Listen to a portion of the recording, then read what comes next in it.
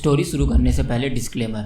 दोस्तों, super God saga की stories में गॉड वर्ड का किसी रिलीजन से कोई लेना देना नहीं है। ये सिर्फ एक लेवल का नाम है जो इस फिक्शनल वर्ल्ड में यूज़ होता है। और हाँ, इस स्टोरी का कोई भी पार्ट किसी भी रिलीजन या कम्युनिटी को हर्ट करने के लिए नहीं है। सब कुछ फिक्शनल है। और हाँ, स्टोरी में फाइट, खून खराबा, इंटेंस सीन्स और कुछ 18+ मोमेंट्स भी हो सकते हैं जो हर एज ग्रुप के लिए सुटेबल नहीं है। इसलिए बच्चे और अंडर 18 व्यूवर्स अपने पेरेंट्स की परमिशन लेके ही इस स्टोरी को सुने। हेलो दोस्तों, इस एपिसोड को मैंने पुराने तरीके से लिखा है, जैसे मैं पहले लिखता था उस तरह मैंने इस एपिसोड को लिखा है और इसमें थोड़ा कॉमेडी फैक्टर भी ऐड किया गया है। तो बताइएगा कि ये एपिसोड आपको कैसा लगा। बाकी चलिए एपिसोड को शुरू करते हैं। Let's begin. इधर वीर मुस्कुराते हुए डेल्टा प्लैनेट की ओर देखने लगता है और फिर एक स्नैप करते ही डेल्टा प्लैनेट के एक माउंटेन के पीछे आके खड़ा हो जाता है और फिर माउंटेन के पीछे से थंडरबोल्ट्स को देखने लगता है और उनको ऑब्जर्व करता रहता है। और वहीं सिल्वर फॉक्स अभी भी आराम कर रहा होता है और वही वीर थंडरबोल्ट्स को ऑब्जर्व करते हुए उनको दूर से मारने का प्लान बनाता है। इसलिए वो god level snake boat devil soul summon करता है और फिर एक god level bee arrow summon करता है। और हाँ, ये दोनों डेविल सोल्स वीर को तब मिली थी जब वो फ्यूचर में गया था, यानी ह्यूमन गॉड आर्क के टाइम पे। खैर, इधर वीर बो और एरो को समन करने के बाद थंडरबोल्ट्स को देखने लगता है और उन पे एरो तान देता है और फिर उनका वीक पॉइंट ढूंढने लगता है। और फिर इस तरह कुछ देर बाद वीर को थंडरबोल्ट्स का वीक पॉइंट दिख जाता है, जो कि है उनकी आँख। इसलिए अब वीर एक परफेक्ट मौके की तलाश में रहता है कि कब ये बुल्स अलग अलग हो और फिर वो इनका एक एक करके शिकार करे। वैसे दोस्तों, आप सोच रहे होंगे वीर तो रियल गॉड बन गया है, तो वो आमने सामने जाकर क्यों नहीं लड़ लेता थंडरबोल्ट से? वैसे भी वो तो गॉड लेवल्स के ही हैं। तो दोस्तों, वीर ऐसा इसलिए नहीं कर रहा क्योंकि वो इन थंडरबोल्ट्स को मारेगा नहीं बल्कि घायल कर देगा, ताकि वीर का सिल्वर फॉक्स जो इस वक्त हाथी, घोड़े और गधे सबको बेच के सो रहा है, वो आसानी से इन गॉड लेवल्स बुल्स को मार के अपनी पावर्स बढ़ा सके। और हाँ, अब आप ये कहेंगे वीर थंडरबोल्ट्स को मार के उनकी बॉडीज़ सिल्वर फॉक्स को दे सकता है, तो घायल क्यों कर रहा है? तो इसका आंसर ये है कि ये है थंडरबोल्ट्स। इसलिए इनको जो भी मारता उनकी थंडर पावर्स इनको मिल जाती हैं। इसलिए अगर वीर थंडरबोल्ट्स को मारेगा तो थंडर अपने आप वीर में चला जाएगा, जिससे वीर की थंडर पावर्स इंक्रीज हो जाएंगी। इसलिए वीर बस घायल करेगा थंडर स्टोन बुल्स को। खैर, इधर वीर 1 से 2 घंटे तक वहीं बैठा रहता है और फिर इतने ज़्यादा इंतज़ार के बाद फाइनली थंडरबोल्ट्स अलग अलग हो जाते हैं। इसलिए वीर अपनी बो को टाइट से पकड़ लेता है और फिर एरो को उसमें लगाकर खींचता है और फिर अपने से 1 किलोमीटर की दूरी पर खड़े बुल पर फोकस करता है, जो कि अभी एक जगह खड़ा होकर अपने से कुछ मीटर दूर खड़ी फीमेल बुल को देख रहा है और उस पर लाइन मार रहा है। लेकिन उसे तो पता ही नहीं कि वो यहाँ लाइन मार रहा और वहीं यहाँ से 1 किलोमीटर दूर से उसकी मौत उसकी तरफ बढ़ने वाली है। अरे, मेरा मतलब इधर वीर ने अपना अटैक कर दिया है। इसलिए इधर वो बुल जो अपने से थोड़ी दूर पे खड़ी बुल पे लाइन मार रहा था, वो एरो सीधा उसकी आंख में आके लगती है और फिर उसके चिल्लाने से पहले या उसको दर्द का एहसास होने से पहले यहाँ से 2 किलोमीटर दूर माउंटेन के पत्थर में स्टक कर देती है, यानी टांग देती है। और फिर तब जाकर वो बुल दर्द के मारे तेज तेज चिल्लाने लगता है।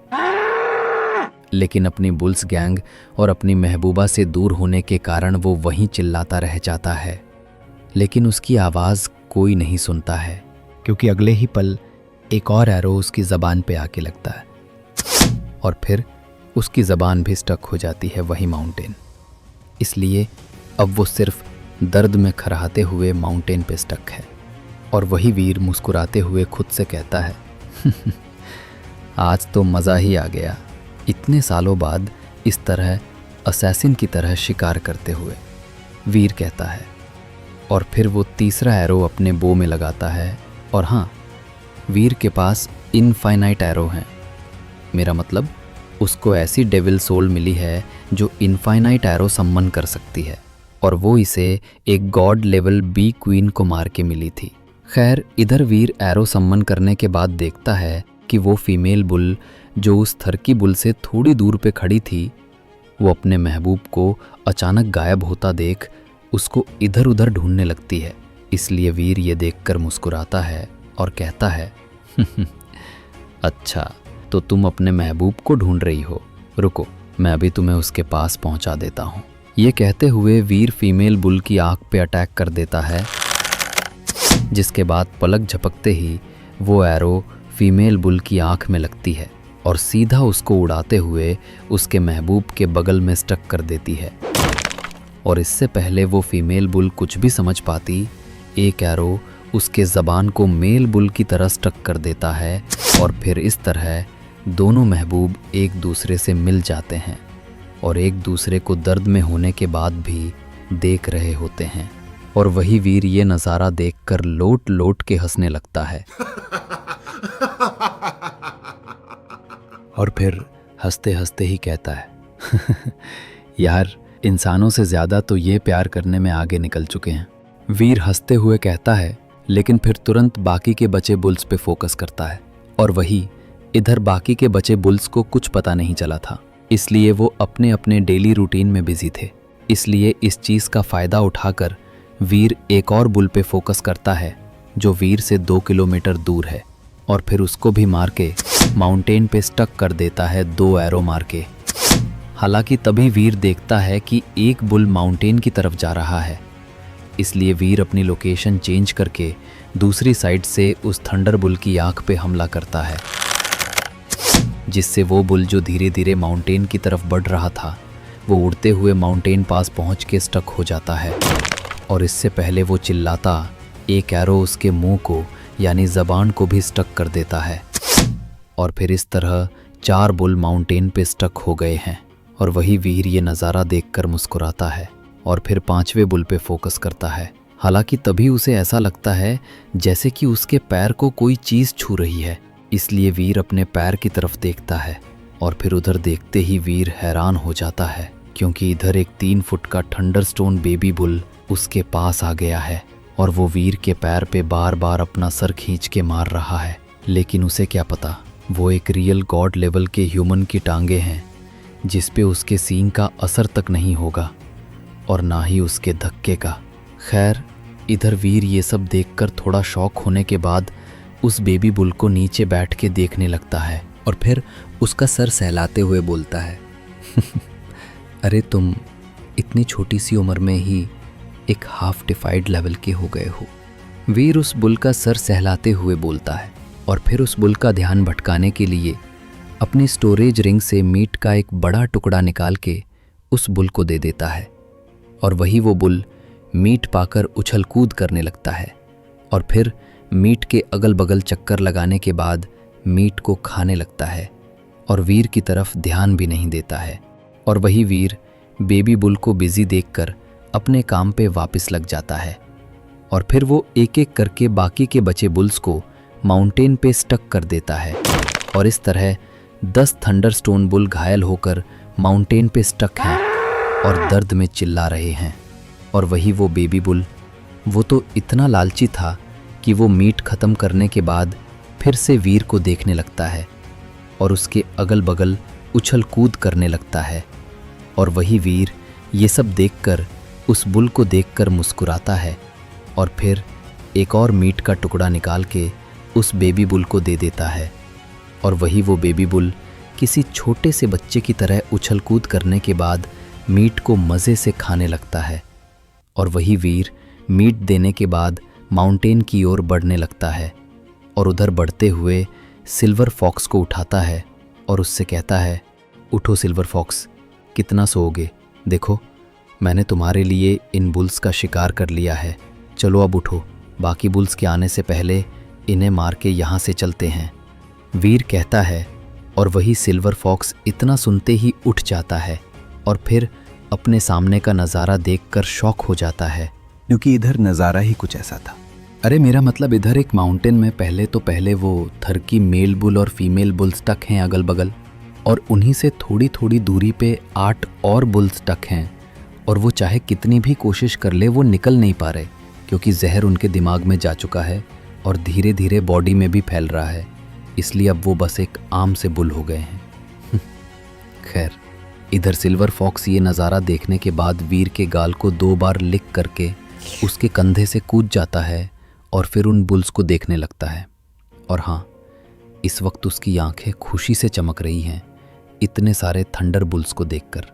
खैर, इधर सिल्वर फॉक्स इन बुल्स को देखने के बाद अपनी थंडर पावर से एक थंडर स्वॉर्ड क्रिएट करता है और फिर अपनी पूरी थंडर पावर इकट्ठा करके एक मैसिव जायंट स्वॉर्ड बनाता है जो पूरे माउंटेन को एक बार में कट कर सकती है। और वही वीर सिल्वर फॉक्स को ऐसा करता देखकर हैरान हो जाता है और फिर मन ही मन कहता है, ये कभी नहीं सुधरेगा, इसमें इतना सब्र भी नहीं है कि ये एक एक करके बुल्स को मारे, बल्कि ये एक साथ इनको मारने की सोच रहा है, वीर कहता है मन ही मन। खैर, इधर सिल्वर फॉक्स को स्वॉर्ड क्रिएट करता देख बुल समझ जाते हैं कि अब वो नहीं बचने वाले, इसलिए दोनों महबूब, अरे मेरा मतलब थर्की बुल और वो फीमेल बुल, दोनों एक दूसरे की तरफ देखने लगते हैं और आंखों ही आंखों में अपने प्यार का इजहार करते हैं। और इस वक्त उनकी आंखों से आंसू निकल रहा होता है, लेकिन अब कुछ नहीं हो सकता था क्योंकि सिल्वर फॉक्स उन्हें नहीं छोड़ने वाला।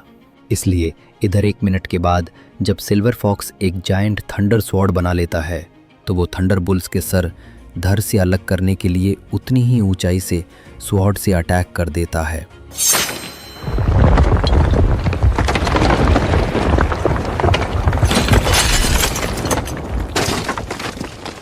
और फिर देखते ही देखते माउंटेन मैसिव थंडर स्वॉर्ड से 2 टुकड़ों में हो जाता है और फिर आगे गिरने के बजाय पीछे की साइड गिर जाता है। और वही वो बुल्स जो स्टक थे, उनके सर धड़ से अलग होकर गिर जाते हैं। लेकिन हैरान करने वाली बात ये थी कि वो दोनों महबूब के सर धड़ से अलग होने के बाद भी अगल बगल गिरते हैं। और फिर इस तरह इन बुल्स का और 2 लव बर्ड्स, अरे मेरा मतलब 2 लव बुल्स का अंत हो जाता है और उनकी शुरू होती हुई लव स्टोरी शुरू होते ही मानो ख़त्म हो जाती है। खैर, इधर इतना सब होने के बाद भी वो बेबी बुल मज़े से अपने मीट को खा रहा था और इन सब चीज़ों पे ध्यान नहीं दे रहा था। और वही वीर ऐसी इंटेंस लव स्टोरी को देखकर और ऐसे मैसिव अटैक को देखकर हैरान हो गया था। खैर, अभी वीर हैरान हो ही रहा था कि तभी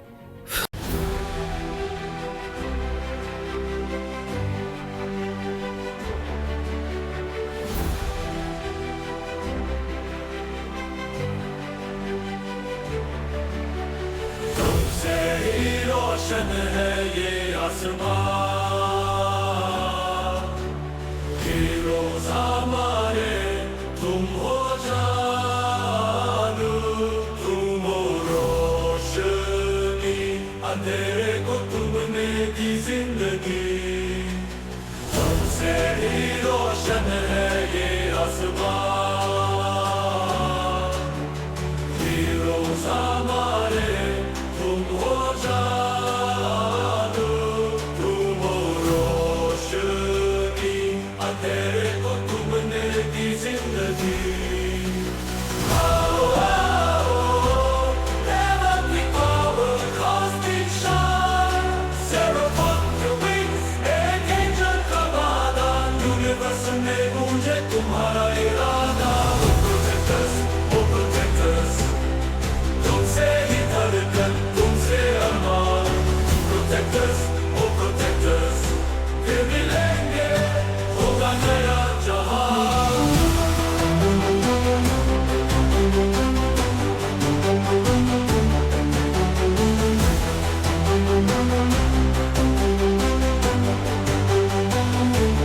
रानी की गूंज, प्रांत का शोर, हर दिन में तुम हो, हर सुबह पर रोज। farewell नहीं है, ये है एक नया सफर, तुम्हारे बिना अधूरा है ये universe. Death on the beat boy,